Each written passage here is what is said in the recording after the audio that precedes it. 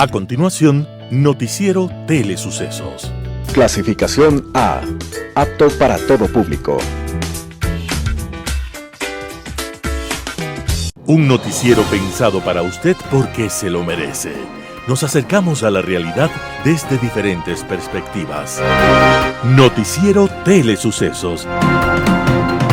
Primera parte del Noticiero Telesucesos, con las noticias más importantes del día.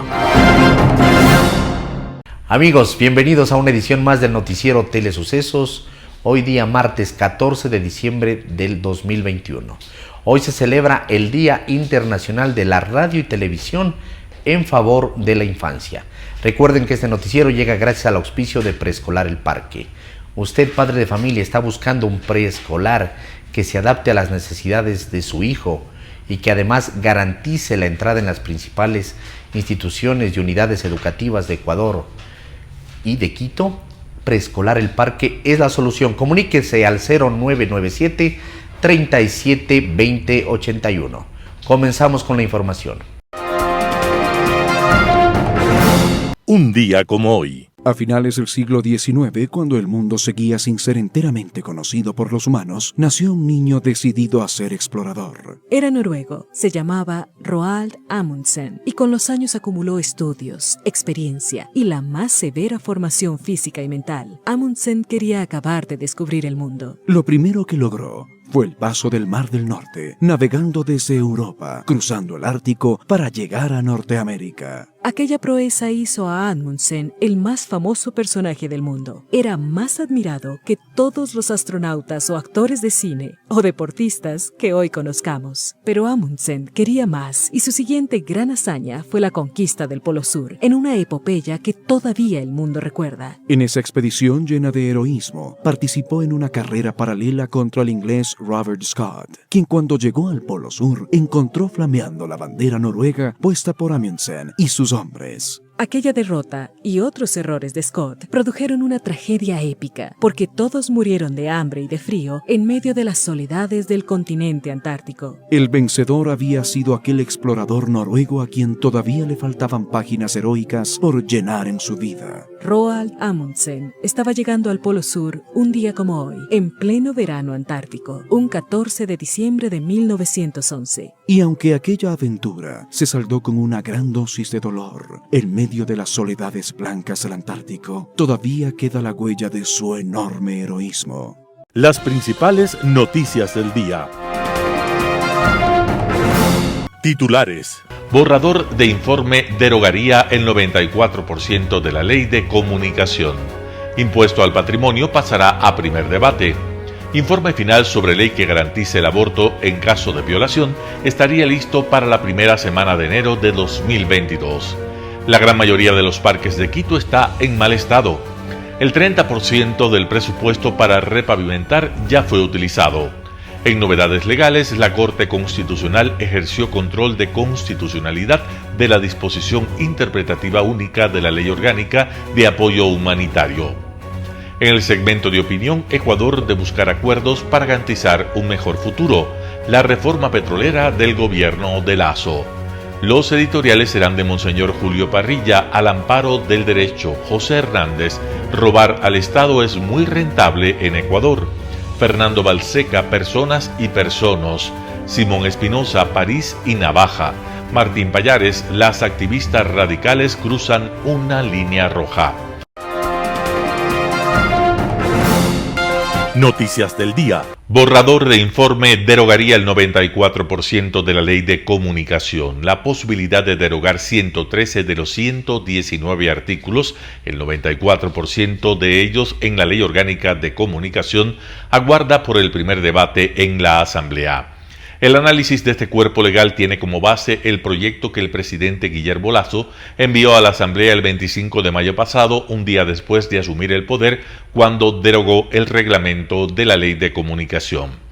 Después de casi 7 meses, el miércoles pasado la Comisión de Relaciones Internacionales, encargada del tratamiento del tema, aprobó el articulado del proyecto de ley para la garantía, promoción y protección de la libertad de prensa, de opinión, de expresión y de la comunicación. La mesa parlamentaria, que es presidida por el jefe de la bancada de Creo, Juan Fernando Flores, dispuso al equipo asesor que elabore el borrador del informe para primer debate y ponerlo en conocimiento del Pleno de la Mesa Legislativa antes del receso parlamentario de 15 días que empezará este jueves 16 de diciembre. El texto preliminar contiene una disposición derogatoria única. Allí se señala: deróguese desde el artículo 1 hasta el artículo 91.4 y los artículos 98 y 119 de la Ley Orgánica de Comunicación promulgada en el Registro Oficial Suplemento 22 del 25 de junio de 2013 y en sus reformas promulgadas en el Registro Oficial Suplemento 432 del 20 de febrero de 2019 y en el Registro Oficial Suplemento 382 del 1 de febrero de 2021, así como todas sus disposiciones generales. La aprobación del informe dependerá de los votos de al menos 6 de los 9 integrantes de la comisión. Allí Creo tiene 2 representantes, 2 también tiene Pachacutic, 1 el Partido Social Cristiano, hay un independiente y 3 son correístas abiertamente en contra de la derogatoria. Impuesto al patrimonio pasará a primer debate. El cobro de un impuesto temporal al patrimonio es uno de los puntos del proyecto de ley para el desarrollo económico y la sostenibilidad fiscal que pasará a primer debate en el Pleno de la Asamblea. El pasado 13 de noviembre, la Comisión de Desarrollo Económico decidió mantener la propuesta del Ejecutivo de aplicar este impuesto para personas naturales y para empresas, con algunas modificaciones en los montos y los porcentajes. El proyecto inicial del Ejecutivo plantea aplicar una contribución temporal del 0.8% sobre el patrimonio por 2 años, 2022 y 2023, a las empresas que tienen un patrimonio mayor a los $5 millones. En el informe se establece que el pago de esta contribución será para las empresas con patrimonios a partir de los 4 millones de la siguiente forma: 0.4% para patrimonios desde 4 hasta 4.99 millones de dólares, 0.8% para patrimonio de 5 millones de dólares en adelante.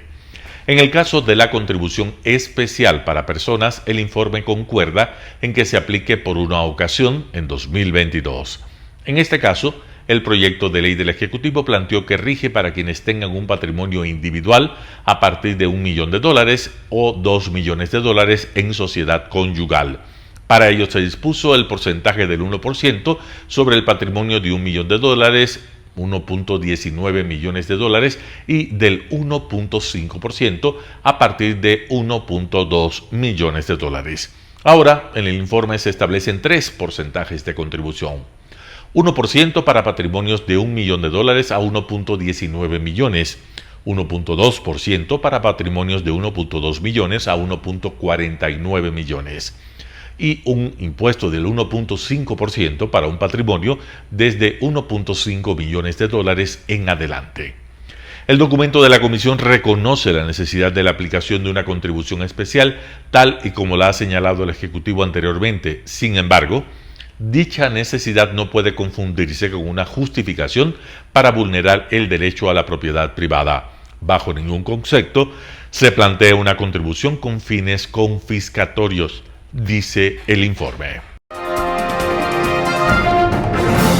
Informe final sobre ley que garantiza el aborto en caso de violación estaría listo para la primera semana de enero de 2022. La Comisión de Justicia de la Asamblea Nacional comenzó a procesar las observaciones que presentaron 24 legisladores que intervinieron durante el primer debate del proyecto de ley que garantiza la interrupción del embarazo en caso de violación. Los legisladores revisaron e iniciaron el análisis de los aportes y observaciones presentadas en el primer debate de este proyecto de ley, que nace de un dictamen constitucional que determinó que es inconstitucional el numeral 2 del artículo 150 del Código Orgánico Integral Penal respecto a la despenalización del aborto por violación solamente a mujeres con discapacidad. El primer debate de este proyecto de ley se realizó el pasado 9 de diciembre. Este martes, 14 de diciembre, volverá a reunirse la comisión para recibir aportes y criterios de expertos en el tema de la temporalidad respecto al proyecto de ley en debate. Al día siguiente habrá también reunión de la comisión para recibir las observaciones sobre los requisitos para la interrupción del embarazo en casos de violación. Desde el 16 y hasta el 22 de diciembre habrá un trabajo técnico del equipo de asesores de la comisión y los asesores de los asambleístas miembros de la mesa con el fin de elaborar el informe en borrador para el segundo y definitivo debate. El análisis del borrador a nivel de los legisladores estará previsto para el día 3 de enero del 2022 y 2 días después la votación del documento. Y según el cronograma de trabajo, el informe final de segundo debate para conocimiento del Pleno sería el 11 de enero. Los temas sobre la temporalidad de la interrupción del embarazo por violación es uno de los 3 puntos polémicos de este proyecto de ley, por lo que la mesa legislativa pondrá énfasis en ese tema, tomando en cuenta que en el debate hubo posiciones antagónicas sobre el mismo. Unos hablan de 5 semanas y otros quieren dejar abierta la decisión de interrumpir el embarazo en caso de violación. Todo esto, señalaron en el debate, debe ir acompañado de la denuncia en contra del violador para que la Fiscalía actúe. La gran mayoría de los parques de Quito está en mal estado. Con basuras, llenos de maleza y con los juegos infantiles dañados se encuentra el 80% de los 1.661 parques que existen en Quito. O en otras palabras del municipio, estos espacios no han recibido el mantenimiento técnico adecuado. La cifra se desprende de un análisis de la empresa de obras públicas municipal hecho hasta octubre del 2021, cuando Santiago Guarderas se posesionó en la alcaldía de la capital luego de la sentencia de la Corte Constitucional. En el Parque La Carolina, uno de los más grandes de Quito, hay juegos infantiles y canchas deportivas descuidados, a pesar de que los trabajadores de la empresa de obras públicas hacen mantenimiento a los sectores más dañados. Para mejorar los parques de la ciudad, el municipio de Quito anunció que desde octubre arrancó un plan de mantenimiento de estos espacios, pero será en 2022 cuando empezará una intervención mayor con una inversión de alrededor de 31 millones de dólares. Con estos recursos se dará mantenimiento a las 2.814 hectáreas de áreas verdes que existen en la capital. A este presupuesto se sumarán otros 3 millones de dólares que se destinarán al cambio del alumbrado público en 120 parques. El alcalde Santiago Guarderas reconoce que los parques descuidados se convierten en lugares ideales para el cometimiento de robos y otros delitos. La declaración de Guarderas está lejos de ser una percepción, pues según una encuesta de Quito Cómo Vamos, el 68.8% de los quiteños se siente inseguro en los parques, plazas y espacios urbanos. Además, el 54.1% tiene miedo de ser asaltado al usar o caminar por los parques. Una de las primeras acciones de la empresa de obras públicas en 2022 con el objetivo de reducir la inseguridad en estos lugares es contratar guardias privados para que 15 de los parques más grandes tengan este servicio. Además, Guarderas adelantó que el municipio firmará un convenio con la Cámara de Comercio de Quito. Esta institución apadrinará un proyecto de seguridad que cubrirá 18 kilómetros de la ruta del Chaquiñán entre el portal de Cumbayá y el portal Arrayanes. Y se prevé que la iniciativa se repite en el norte y también en el sur de la ciudad. El 30% del presupuesto para repavimentar ya fue utilizado. Según el alcalde Santiago Guarderas, el 80% de las vías de Quito requiere una intervención urgente. Para 2022 se prevé intervenir 90 kilómetros de vías. El avance de la intervención de las vías de la capital no es alentador hasta el momento. Según la empresa pública Metropolitana de Movilidad y Obras Públicas, este año fiscal solo se ejecutó el 30% del presupuesto asignado a estos fines. Según el municipio, entre calles secundarias, vías pavimentadas, parroquiales, rurales e incluso vías que fueron repavimentadas en los últimos años ya se presentan fisuras, por lo que requieren mantenimiento preventivo y correctivo. Según la empresa municipal de movilidad y obras públicas, la situación actual de las calles tiene que ver con una falta de planificación en la rehabilitación vial durante los últimos 15 años. Un tema importante es contar con estudios sobre la carga que tendrá la calzada, el tipo de uso y la cantidad de vehículos que circularán. Con base en la información sobre cada calle, establecer el tipo de material que se requiere para que se garantice su durabilidad. A criterio de Miranda, en Quito existen un importante número de calles que deben ser intervenidas en su estructura, ya no solo en el arreglo de las fisuras.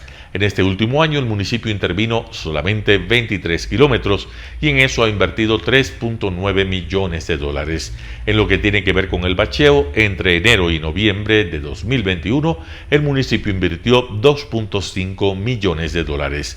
Según Nadia Ruiz, secretaria de Planificación del municipio, entre las prioridades del siguiente año están las obras de la Empresa Pública de Movilidad y Obras Públicas que requieren financiamiento. Además, el alcalde anunció que para el próximo año se trabajará en la rehabilitación de 90 kilómetros de vías. Según la Empresa de Movilidad y Obras Públicas, hay 9 paquetes de vías que deben ser mejoradas y que suman 80 kilómetros que ya están planificados.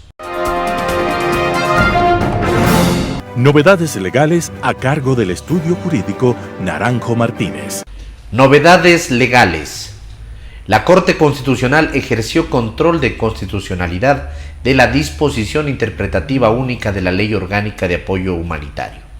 La Ley Orgánica de Apoyo Humanitario para combatir la crisis sanitaria derivada del COVID-19, vigente desde junio del 2020, introdujo una disposición interpretativa al numeral 6 del artículo 169 del Código del Trabajo referente a la terminación del contrato de trabajo por caso fortuito o fuerza mayor que imposibiliten el trabajo. La disposición interpretativa estableció que la imposibilidad de realizar el trabajo por caso fortuito o fuerza mayor estará necesariamente ligada al cese total y definitivo de la actividad económica del empleador. Mediante sentencia número 23-20-CN/21 del 1 de diciembre del 2021, la Corte Constitucional ejerció control concreto de constitucionalidad de tal disposición y concluyó que es incompatible con el derecho a la seguridad jurídica en cuanto no interpreta, sino que reforma e incorpora nuevos elementos al numeral 6 del artículo 169 del Código de Trabajo, por lo que su carácter retroactivo es contrario a la Constitución. Por tal razón, la Corte dispuso que en los casos pendientes o que se llegaren a presentar que tengan como hipótesis de hecho la terminación de la relación laboral bajo la causal de fuerza mayor o caso fortuito con anterioridad a la vigencia de la Ley Orgánica de Apoyo Humanitario, esto es el 22 de junio del 2020, no le será aplicable la indicada disposición interpretativa. La Corte aclara que la sentencia no contiene un pronunciamiento sobre la constitucionalidad del fondo de la disposición, sino únicamente sobre la constitucionalidad de sus efectos retroactivos. Este fue el segmento legal gracias a la información del estudio jurídico Naranjo Martínez. Cuidados en tiempo de COVID. Amables televidentes, bienvenidos a este su programa Cuida tu Corazón. Realmente es un problema muy preocupante esto del COVID, por lo cual sugiero, por favor, si tiene la oportunidad de vacunarse, vacúnese, y si no, siga pensando que toda persona que se aproxime a usted o usted mismo puede ser una persona contaminada que puede contaminar al resto. Mantenerse, por favor, con la mascarilla todo el tiempo que ustedes estén con alguien. Segundo, mantener el distanciamiento. La distancia es muy importante porque el virus se transmite a través de las partículas de saliva que se expresan al toser, hablar o estornudar. Es por esto que la mascarilla es de suma importancia. ¿Y qué tiene que ver el corazón con el virus? Se ha visto que este virus no solamente afecta el problema pulmonar, como lo teníamos pensado desde el inicio de la pandemia. Hoy en día se ve que el corazón es uno de los órganos más afectados por el virus. Voy a hablarles ahorita de la pericarditis. ¿Qué es la pericarditis? Nuestro corazón tiene una membrana muy delicada, muy frágil, que lo recubre y permite un latido muy suave, sin estar en relación con los otros órganos del tórax. Este pericardio tiene un líquido que permite que no exista un roce entre la membrana y el músculo cardíaco. Esto se llama pericardio. Esta membrana denominada pericardio puede inflamarse por la presencia del COVID y puede producir lo que se llama una pericarditis. Peri porque es el pericardio y carditis porque es el corazón. Y el término itis significa proceso inflamatorio. Puede haber dos cosas a nivel del pericardio, una inflamación en sí del pericardio o puede haber un derrame pericárdico. El derrame pericárdico es el momento que se acumula el líquido por el proceso inflamatorio alrededor del corazón y puede traer un compromiso severo a nivel del mismo. Un panorama de noticias para su estatura intelectual.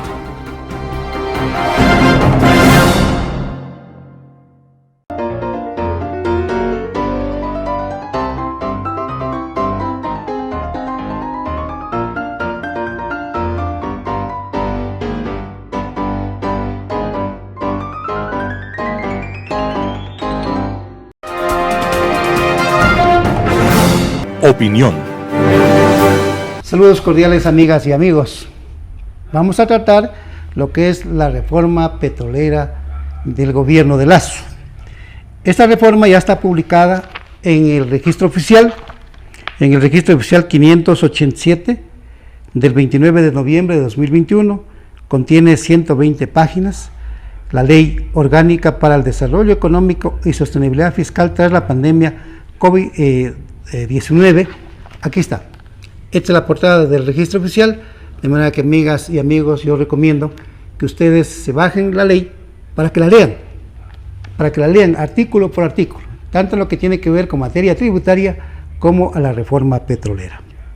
Aquí, en esta reforma petrolera, realmente hay toda una intención de adjudicar a la empresa, a la iniciativa privada, todos los campos petroleros que están bajo el control del Estado, con una maniobra legislativa, con una maniobra jurídica, diría, con una maniobra de ley, ya en donde hábilmente modifican la frase para explorar y explotar hidrocarburos, cuando con esta frase las empresas que exploran tienen que explotar los hidrocarburos, nunca se van a quedar en la exploración. Si exploraron y encontraron reservas comercialmente explotables, obviamente que van a entrar a una fase de explotación. En ninguna parte del mundo una empresa se va a quedar en la exploración si es que encuentra reservas comercialmente explotables. De manera que el objetivo fundamental, el objetivo general, el objetivo trascendente de una empresa petrolera es que al explorar se propone encontrar petróleo comercialmente explotable. Por eso es que hacen estudios geológicos, geofísicos, con geólogos, con geofísicos especializados en esta materia para evitar el mayor riesgo. No, ellas no invierten en cualquier parte, no. Ellas invierten donde hayan previamente estudios geológicos y geofísicos en donde se tenga la certeza de que hay petróleo comercialmente explotable o gas natural explotable. Muy bien, ¿qué sucede con la reforma? Entonces modifican la frase de explorar y explotar hidrocarburos hábilmente, con maniobra jurídica, con maniobra legal, dicen explorar y línea oblicua o explotar los hidrocarburos. Con esa modificación de la frase pueden entregar todos los campos petroleros a compañías que han sido beneficiarias durante estos últimos 30 años de la explotación petrolera y que los ministros de Economía y Finanzas y que los ministros de Recursos Naturales no renovables, antes ministros de Energía y Minas o ministros de Petróleos, esa institución se denomina Ministerio de Energía y Recursos Naturales no renovables. Estos señores nunca le han presentado al Ecuador un informe económico, un informe comparativo de los costos de producción y de la distribución de la renta petrolera entre las contratistas y el Estado. Nunca. No le han presentado a la Asamblea Nacional, no le han presentado al país. De manera que no sabemos cuáles son los resultados de ese contrato, por ejemplo, de campos marginales que ya lo aplicaron a raíz de la reforma petrolera de 1993. Nunca han presentado informes económicos, por ejemplo, del contrato de participación. Nosotros hicimos estudios en los años 90, ya, y en la primera década del presente siglo, en la que estuvieron vigentes los contratos de participación, desde 1995 a 2010. ¿Saben, queridas amigas y queridos amigos, cuánto le quedó al país? Por cada 100 barriles de petróleo que ellas explotaron a través del contrato de participación, 20 barriles. ¿Cuánto se llevarán ellas? 80 barriles. No pagan regalías petroleras, y a ese contrato de participación nos lleva esta reforma que está publicada en el registro oficial. A ese tipo de perjuicios nos lleva. Entonces, si quieren entregar los campos petroleros que están en producción, donde se calcula que existen reservas probadas, comercialmente explotables, de 1.758 millones de dólares. Nosotros vamos a luchar para que eso no suceda en el país, y ese patrimonio le corresponda al 100% al país para financiar su presupuesto y todo lo que el país requiere en infraestructura, en equipamiento, y también crédito a través de la banca pública. Nos estaremos viendo en el próximo programa, queridas amigas, queridos amigos. Enfoques con Claudia Arteaga. Gracias por estar con nosotros en el noticiero de Telesucesos. Semana a semana les traemos comentarios que esperamos sean de su interés. Esta semana en el país se habla de alza de salariales, de reformas laborales y una serie de elementos que nos involucran absolutamente a toda la población ecuatoriana. El punto es, trabajemos quienes tenemos trabajo, pongamos nuestro mejor esfuerzo para que la situación se estabilice, la situación económica mejore y que de pronto logremos lo que todos soñamos, que todos los ecuatorianos accedan a trabajo. Vemos diálogos, vemos debates, pero a veces los diálogos y los debates son en el 30% de la población ecuatoriana que sí tiene acceso al trabajo. ¿Qué pasa con el 70% que no tiene trabajo? Es una situación extremadamente conflictiva y el punto es llegar a grandes acuerdos nacionales. Se habla actualmente de que es el gobierno del encuentro, que ese encuentro permita generar confianza, generar estímulos, generar espacios para que los ecuatorianos, hombres y mujeres, accedan a un trabajo digno y puedan llevar sus recursos, su apoyo a sus hogares y puedan tener realmente una situación más estable. Esperemos que el diálogo sea lo que impere, el diálogo sin pensar en intereses particulares o personales, sino pensar en el interés máximo que es el país. Son temas complicados, son momentos complicados, hay rebrotes de pandemia, vimos lo que pasó en las fiestas de Quito, hablamos de tener cuidado, de no extender los límites y seguirnos cuidando. Lo más grave sería en el Ecuador volvernos a encerrar por temas de salud. Vemos países como Israel o como Noruega o como los Países Bajos que de pronto empiezan a cerrarse. Para el Ecuador sería gravísimo, o para América Latina gravísimo volver a cerrarnos, pero es responsabilidad de todos cuidarnos, ser responsables de nuestro trabajo, ser responsables con nuestra salud y buscar un encuentro y un diálogo en que exista flexibilidad laboral y todos podamos acceder a trabajo digno. Así es que esperamos que políticos, empresarios, trabajadores, la academia también se involucre y el sector oficial un poco sea el organismo rector que nos organice y permita espacios en donde se genere mayores posibilidades de trabajo y empleo. Así es que gracias por estar con nosotros, estaremos siempre pendientes de lo que ocurre en el país. Con ustedes hasta la próxima semana. Editorial. Al amparo del derecho, artículo de Monseñor Julio Parrilla, publicado en Diario El Comercio. El pasado viernes 10 de diciembre celebramos el Día de los Derechos Humanos. Desde aquella Declaración Universal por parte de las Naciones Unidas, 1948, ha llovido mucho, pero gracias a Dios, aún en medio de injusticias, guerras y sufrimientos, se ha ido recorriendo un camino que no tiene vuelta atrás. Los derechos humanos alientan el devenir de la humanidad y son la garantía de un futuro más feliz para todos. De todo podemos hacer una lectura política, no porque nosotros la hagamos, sino porque la política está ahí, pendiente de múltiples sensibilidades e intereses. Que en medio de nuestras peleas nacionales o mundiales prevalezcan la expresión derechos humanos, me parece algo maravilloso. Muchas cosas que en otro tiempo eran excepciones o dádivas del poder, hoy son simplemente derechos de los ciudadanos, fundamentales para humanizar nuestra vida y convivencia. Hablamos no solo de justicia, libertad o democracia, sino también de salud, educación, alimentación, vivienda, empleo, como condiciones ineludibles para una vida con dignidad. Es fantástico que la gente piense y sienta que tiene derecho a todas estas cosas. Y si hablamos de derechos humanos, también lo hacemos de obligaciones. Una cultura de derechos humanos no puede separarse de una cultura de obligaciones humanas. Vivir inmersos en esa cultura nos obliga a cumplir la ley, respetar al prójimo, cuidar el planeta y promover la vida digna de todos, especialmente de los pobres y excluidos. Hay un principio de humanidad que lo abarca todo y que toca de cerca nuestras relaciones políticas, sociales, económicas y culturales. No es un tema reservado a los políticos profesionales, sino extensivo a todos los ciudadanos, a cuantos queremos que el mundo sea casa habitable, cálida y confortable para nosotros y para cuantos vendrán después. Cuando el individualismo domina nuestra vida, la invocación de los derechos humanos puede ser también una excusa para asegurar el propio bien y olvidarse del resto. ¿No es ese el espíritu de la declaración? Sí, además somos creyentes en Dios.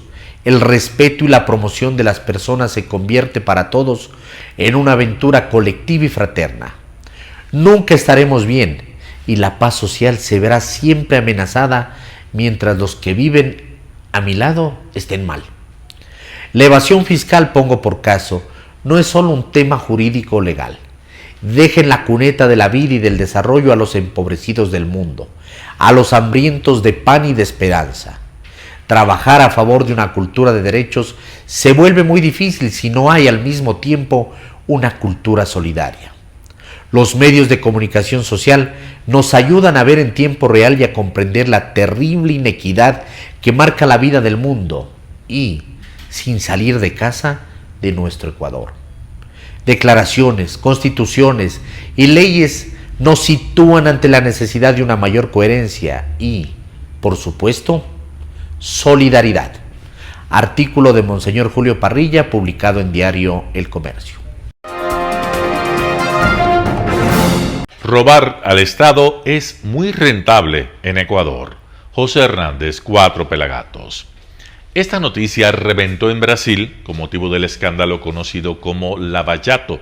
Los funcionarios que roban prefieren quedarse con la plata, ir a la cárcel y salir a los pocos años. Con cualquier calculadora, ese negocio resulta redondo. En Ecuador basta con ver el caso de Ricardo Rivera, el tío de Jorge Glass, ex vicepresidente de Rafael Correa. Él recibió $16.1 millón de Odebrecht. ¿Con cuánto se quedó? Estuvo 4 años preso y ahora queda libre.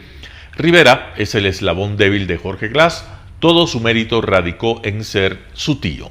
Y mientras su sobrino gobernaba y daba lecciones de revolucionario, de pacotilla, papel despreciable en el que compitió con los hermanos Alvarado y Alexis Mera también, él recogía billetes en mochilas y en sobres en casa del representante de Odebrecht en Ecuador. Rivera nunca explicó por qué azares del destino se le apareció la Virgen cargada con los dólares. Jorge Glass tiene la misma expectativa. Él es de los 8 condenados el 13 de diciembre de 2017 por asociación ilícita, el único que sigue preso. Y si los jueces llegasen a aceptar que unifiquen las penas cuando quede en firme la condena de 8 años de cárcel en el caso Singue, Glass podría correr la misma suerte de su afortunado tío.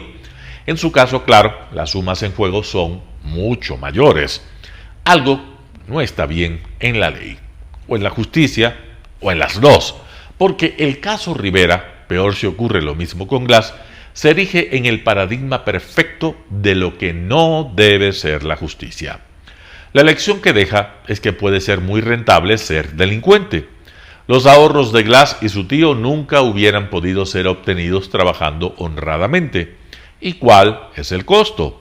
4 años de cárcel, haberse victimizado y erigido en prócer, aunque sea de pacotilla, tener a la Comisión Interamericana de Derechos Humanos entre sus abogados, estar bien vigilado, haber estudiado en la cárcel, una fórmula ideal para los nuevos ladrones del Estado. Si además pueden unificar las pruebas, la invitación está hecha para que roben desaforadamente y sin restricción. Total, los ahorros pueden sumar algunos millones o decenas de millones de dólares y la pena, más gracias a la unificación, seguirá siendo la misma. Los jueces dirán, en el caso de Rivera, que no han violentado la ley, pero ese caso, y peor aún, si ocurriera lo mismo con Glass, es impresentable para la sociedad. Su mensaje es devastador para todos y se transmite en forma directa a los miles de servidores públicos que están invitados a hacer cuentas. La conclusión es demoledora. El crimen paga. Paga hacer contratos chuecos, paga recibir coimas, paga convertir el cargo, incluso la vicepresidencia de la República, en una guarida de delincuentes. Paga usar el cargo para influir en fiscales y comprar jueces. Paga ser delincuente y utilizar el poder para comprar inmunidad o impunidad e impunidad. Paga robar porque incluso si te pescan, el botín de guerra te espera a la salida de una corta estadía en la cárcel. Algo no está bien en la ley, o en la justicia, o en las dos, porque la sanción a los crímenes contra el erario debería ser disuasiva y no lo es. Si bien el endurecimiento de penas no disminuye los delitos, unificar penas no debería resultar tan accesible. Los ladrones de cuello blanco, como los llama la gente, tienen así troneras en la ley a su favor y sin que tengan que pensar en devolver lo que se robaron. Ese es un estímulo más para delinquir. Glass y su tío no son epifenómenos. Sus casos ilustran esa década en la cual Correa y sus funcionarios pudieron, con la complicidad militante del Consejo de Participación Ciudadana y Control Social, saquear el Estado gracias al giro específico del negocio. El país ha vivido hipnotizado con la idea de recuperar los miles de millones, muchos repiten que son 70.000 millones de dólares que se alzaron los correístas. La realidad es más cruda. Aquellos pocos que han sido juzgados no han devuelto nada y han salido o están saliendo de la cárcel tras pocos años de encierro. Ya mismo volverán a decir que fueron víctimas de persecución política y pedirán incluso que el Estado les indemnice. José Hernández, 4 Pelagatos. Personas y personas. Artículo de Fernando Balseca publicado en Diario El Universo. Las masacres carcelarias en el Ecuador son los acontecimientos más trágicos que nos han marcado como sociedad ineficiente en los últimos años. Mucho tiempo habrá de pasar para que el país repare esa herida que se ha infligido a sí mismo al permitir por todos lados que se hayan producido hechos de una inhumanidad sin límites. En esto tal vez tengamos un récord mundial. Estos acontecimientos han dominado los debates políticos y la información y la comunicación. Los políticos y reporteros de la televisión han vuelto a traer sueltos de lengua expresiones como los PPL, como si eso fuera idioma español. En la lengua española no se forman palabras a partir de siglas, las que funcionan así. Primero fueron extranjerismos que se fueron adaptando al uso de los habitantes. Por ejemplo, el disco LP, long play en inglés, pasó a ser LP porque era natural pronunciar LP como LP. En la lengua inglesa es común formar palabras a partir de siglas. Basta recordar que vocablos hoy utilizados en español como robot o láser son originalmente siglas en inglés. De modo que, si comprendemos que en español los sustantivos son masculinos y femeninos, lo que no pasa en inglés, hablar o escribir de los PPLs es una ridiculez. Porque si desarrollamos los PPLs, que significa persona privada de libertad, finalmente estaríamos diciendo los personas privadas de la libertad, contraviniendo una elemental concordancia de género que la totalidad de los hablantes del español maneja sin ambigüedades, excepto los activistas de lo políticamente correcto. Persona privada de libertad. ¿Qué es esto?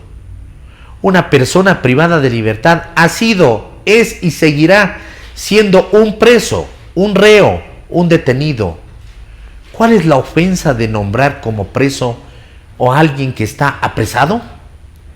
Las élites que usan estas expresiones imposibles no pueden imponer su delirio lingüístico a los hablantes. Los eufemismos no son los que cambian la realidad. Llamar a los reos personas privadas de libertad no ha modificado la grave situación en que viven. Este tipo de eufemismos nos hacen más tontos como sociedad. Lo mismo ocurre con expresiones como persona en situación de calle, para aludir al indigente, al sin techo, al que no tiene casa. ¿Persona en situación de calle? ¿Qué es esto? Parece una burla al indigente, otorgándole una solemnidad verbal que en la realidad no se da. ¿Quién ha dicho que el sin techo no es persona? Algo similar sucede con la expresión persona en situación de movilidad, para referirse al inmigrante. ¿Persona en situación de movilidad? ¿Qué es esto? ¿Cuál es el INRI de llamar inmigrante al inmigrante? Solo en las mentes fanáticas, poco informadas de los preciosos recursos del lenguaje, se ha arraigado la ilusión de que si se modifica la lengua se va a producir un cambio en la realidad. Entiendo que las expresiones comentadas existen en nuestras normativas, lo cual es un contrasentido porque el discurso jurídico debe ser lo más transparente posible y estos eufemismos vuelven opaco al uso normal de la lengua. El patrimonio lingüístico nos comunica con eficacia, por eso debemos cuestionar el habla anormal de los políticamente correctos. Artículo de Fernando Balseca publicado en Diario El Universo. París y Navaja, Simón Espinosa, El Comercio. Enrique de Borbón fue rey de la Baja Navarra con el nombre de Enrique III entre 1572 y 1610 y sobre todo fue rey de Francia, rey Enrique IV, entre 1589 y 1602.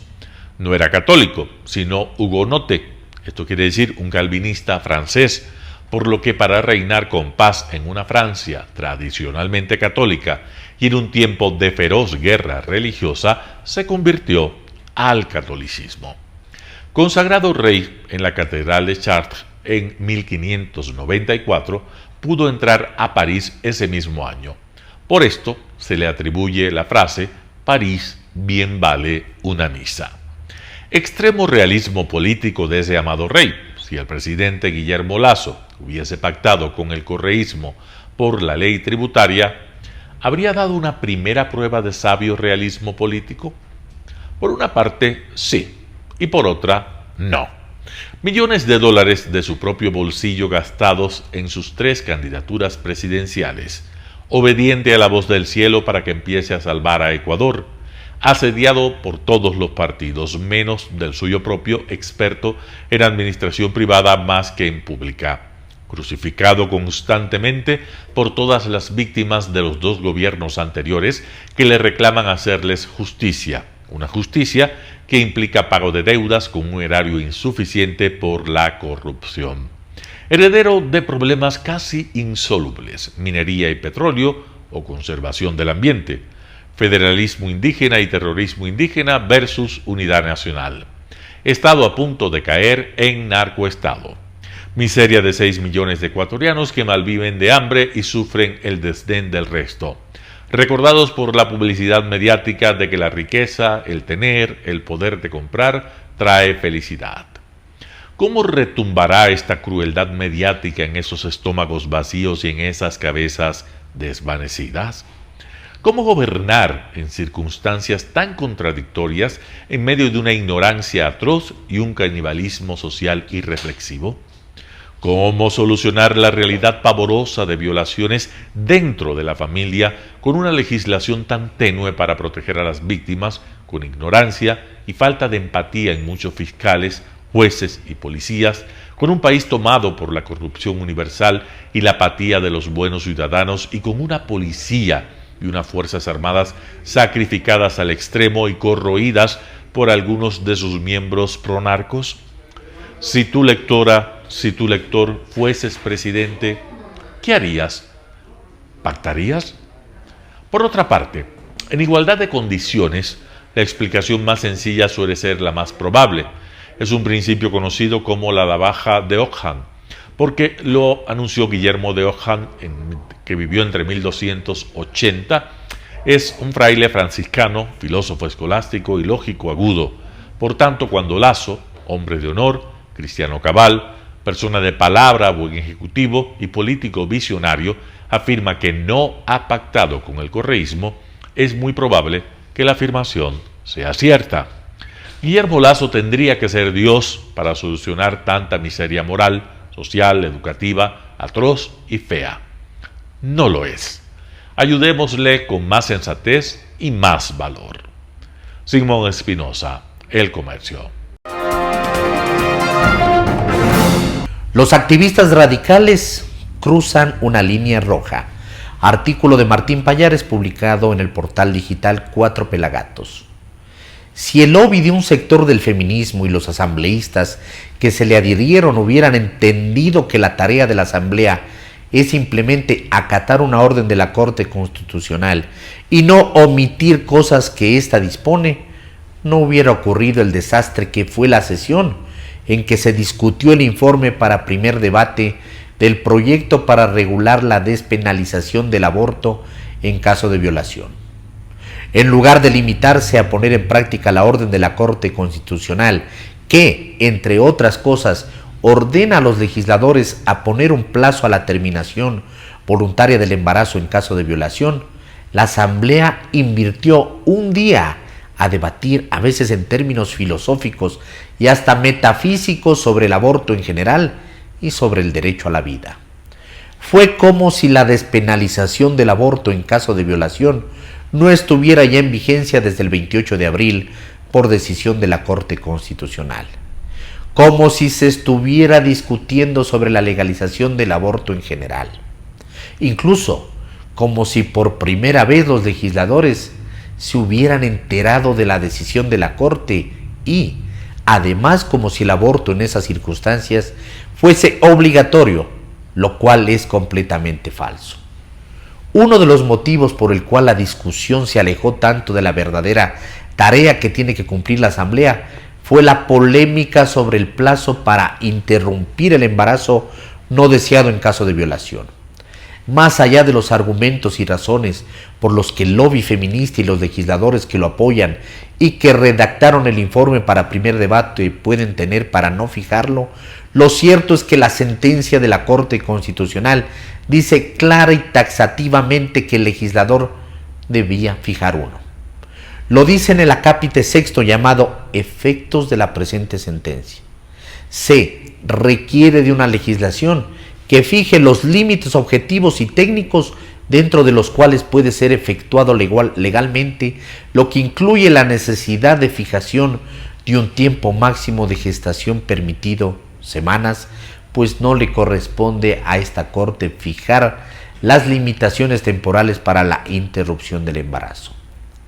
A pesar de lo dicho por la Corte Constitucional en una sentencia que es de cumplimiento obligatorio, los asambleístas podrían ser procesados por desacato. Algunos movimientos feministas apoyados por legisladores, como la ponente del informe Joana Moreira, sostuvieron que no conviene poner un plazo para interrumpir el embarazo. No es recomendable fijar un plazo máximo. El hecho de no fijar plazos no aumenta el aborto en etapas maduras del embarazo y en otros países se ha podido demostrar aquello. Lo dijo como si se tratara de un tema de facultativo y no obligatorio por decisión de la Corte. Al mismo tiempo, en redes el activismo feminista desplegó un potente operativo en el que activistas aparecían defendiendo la omisión del plazo. Exijo a la Asamblea Nacional que apruebe una ley justa y reparadora de aborto por violación, sin denuncias, sin plazos.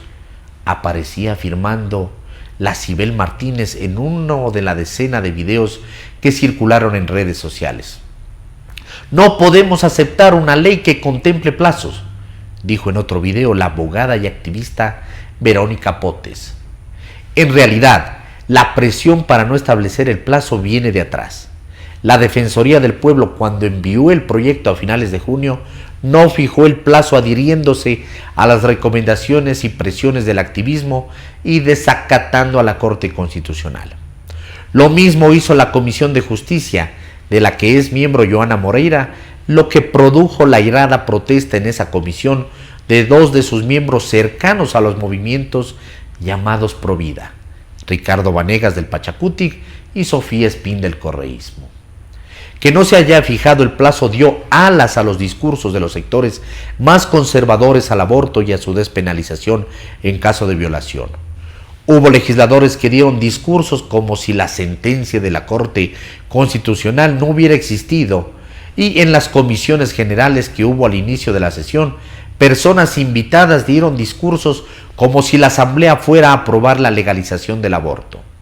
No solo eso, gracias a la inexistencia del plazo en el informe de la Comisión de Justicia, hubo legisladores cercanos a los Provida que se aprovecharon de eso para tachar hasta de infanticidas a los partidarios de aprobar el informe tal cual estaba redactado.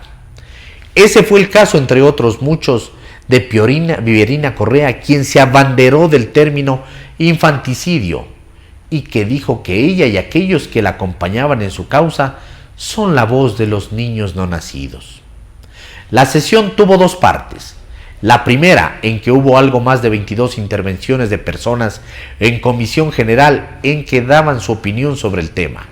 En la tarde discutieron los legisladores. En principio, la idea es enviar recomendaciones de vuelta a la Comisión de Justicia para que se redacte un informe de segundo y definitivo debate. La Corte Constitucional dio un plazo a la Defensoría del Pueblo y a la Asamblea de sacar adelante la ley que culmina el 26 de diciembre, pero que por la vacancia legislativa podría extenderse hasta la primera semana de enero.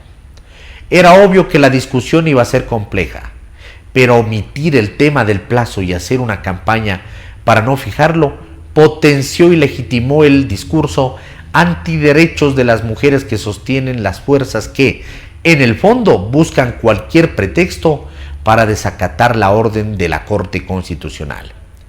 Cuatro Pelagatos supo que algunos movimientos y activistas feministas fueron advertidos por abogados sobre los límites que impone la sentencia de la Corte Constitucional, pero que estos se hicieron de los oídos sordos y prefirieron adoptar un tono desafiante y militante. Por eso pasó lo que pasó. Artículo de Martín Pallares publicado en Cuatro Pelagatos. Amigos, gracias por acompañarnos el día de hoy. Los esperamos el día de mañana. Recuerden seguirnos en nuestras redes sociales. En Facebook, Telesucesos Quito. En Instagram, @telesucesos_. En Twitter, @telesucesos29. En YouTube, Telesucesos HD. Y en nuestra página web, www.telesucesos.net. Este espacio informativo llegó gracias al auspicio de Preescolar El Parque. Un preescolar a la altura de tu hijo. Preescolar El Parque. Comunícate para más información al 0997 37 20 81. Preescolar El Parque, abiertos todo el año. Amigos, que pasen bien. Hasta la próxima. Felicidades. Lo mejor de la mañana informando para usted. Noticiero Telesucesos.